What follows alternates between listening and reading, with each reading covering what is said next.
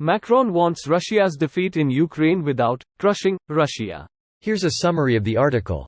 On the flight back from the Munich Security Conference on February 18, French President Emmanuel Macron told reporters that while he wanted Moscow's defeat in Ukraine, France would never advocate for crushing Russia.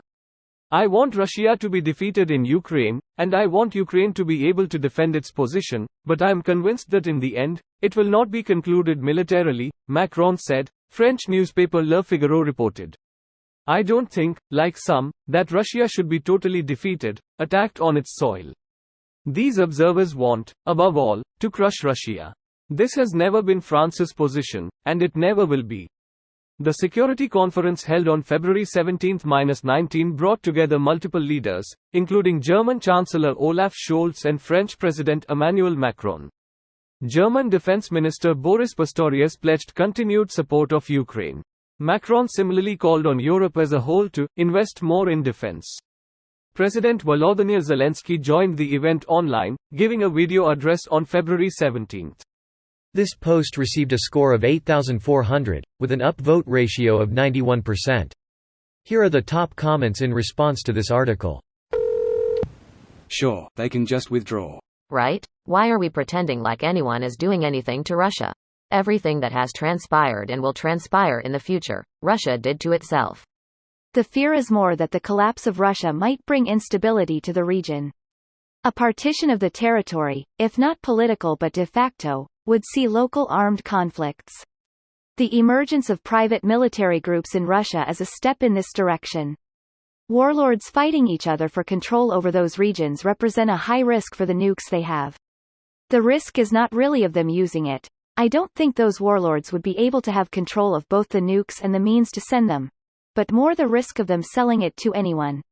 For those who aren't keeping track, in addition to Wagner, the largest PMC with tens of thousands of mercs, there's at least 2 other smaller mercenary groups confirmed to operate there, consisting of a mix of Russians, Syrians and Ossetians, allegedly on the payroll of a Russian minister and one of the oligarch-run megacorps. Furthermore, the Russian Orthodox Church is believed to be funding a 2,000-man volunteer force. The ROVS operate a foreign volunteer force associated with Igor Girkin, and Anatoly Rogozin is believed to operate an imperialist volunteer corps hoping to use the conquest of Ukraine as a springboard for the restoration of the Russian Empire. On the rare occasions some are captured, the Russians will usually immediately trade Ukrainian prisoners for them, sometimes at a rate of 3 Ukrainians for each Chechen. Now, all of these groups operate with varying degrees of independence from Russian Central Command, though they can't deviate too much from what the army wants since they still share the army supply lines. Thanks, friendly anonymous intelligence analyst. That is entirely up to Russia. If the US invaded Canada and forced me to enlist, I'd sabotage whatever I could. Yeah, but would they shot you in the head for sabotaging? You would go in the trenches if they put a gun to your head.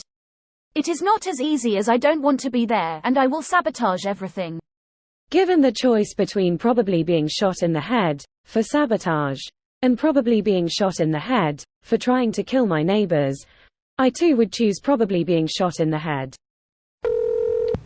The longer Russia prolongs this, the more embarrassing and crushing will be their defeat. They can cut their losses now and withdraw. Putin might not survive, but Russia will. This video was automatically created by Reddit to speech. The article and comments in this video were selected from Reddit according to their upvotes, and any paraphrasing was performed by smmry.com, without any human intervention.